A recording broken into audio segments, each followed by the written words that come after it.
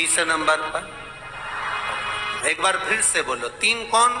मां, महात्मा और परमात्मा। इन 3 को पकड़ कर रखोगे तो जिंदगी में कभी पीछे मुड़कर देखना नहीं पड़ेगा, आगे बढ़ के चलेगा। जो अपनी माँ का आदर करना छोड़ देता है, अपनी माँ का सम्मान करना छोड़ देता है, अपनी माँ का हाथ पकड़ना छोड़ देता है, अपनी माँ का चरण पकड़ना छोड़ देता है, वो बहुत लंबा नहीं चल पाता। माँ, महात्मा और परमात्मा। दूसरे नंबर पर है महात्मा, संत, साधु, गुरुजन। संत, साधु, गुरुजन किसको कहा? कोई कपड़े पहन लिया, जटा बढ़ा ली, खूब तिलक छापा कर लिया, खूब सारी माला पहन ली, तो उससे कोई संत या साधु नहीं बन जाता। संत साधु का सबसे बड़ा लक्षण है, संत साधु का सबसे बड़ा गुण है, जो उसके पास जाता है उसके जैसा नर्म बन जाता है और भगवान की भक्ति में डूब जाता है। संत साधु के पास गए और प्रॉपर्टी की बात कर रहे हो, संत साधु के पास गए और जमीन जायदाद की बात कर रहे हो, संत साधु के पास गए और तुम अन्य अन्य बातों को कर रहे हो, तो उसमें सुख का अनुभव नहीं है।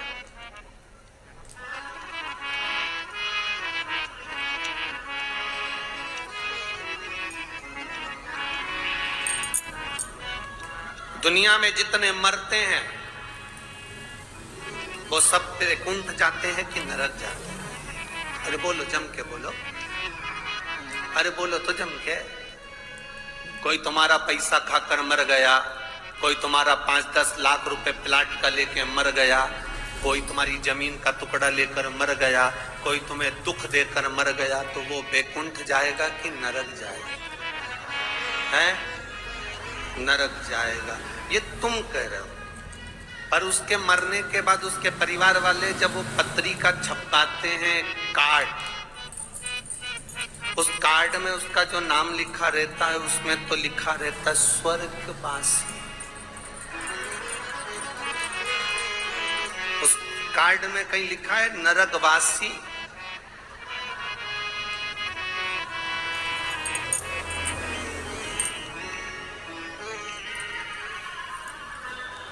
विदेश में कोई मरता है तो कह देते हैं एक्सपायर, डेड बॉडी।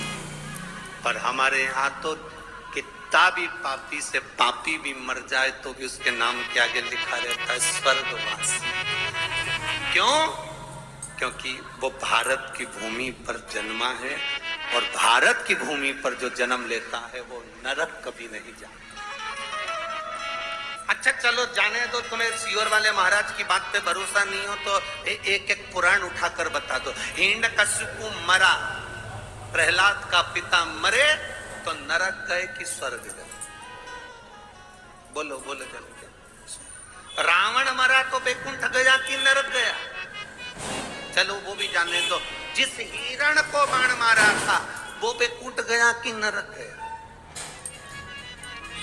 भगवान कृष्ण ने कंस को मारा था, वो वैकुंठ गया कि नरक गया? एक एक पुराण को उठाकर देखना। हिरण्यकशिपु मरा, परम धाम गया, लिखा शास्त्रों में। रावण मरा, परम धाम गया। कंस मरा, परम धाम गया। तारकासुर मरा, परम धाम गया। क्योंकि भगवान का जो हाथ का स्पर्श कर कर जाता है, भगवान का नाम लेकर जाता है, उसका दर्शन कर कर जाता है, भारत की भूमि की रज का स्पर्श कर कर जाता है, वो कभी नरक नहीं जाता, वो वैकुंठ ही जाता है।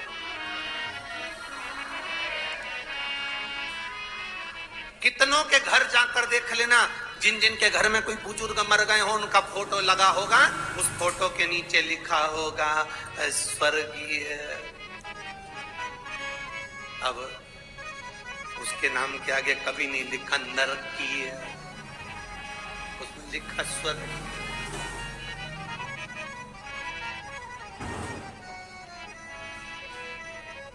अरे चंदन है इस देश की माटी, तपोभूमि हर ग्राम है, हर बाला देवी की प्रतिमा बच्चा बच्चा राम है। जिसके सैनिक समर भूमि पर गाया करते गीता है, उसी माटी के हल्के नीचे खेली करती सीता है। चंदन है इस देश की माटी, तपोभूमि हर ग्राम है।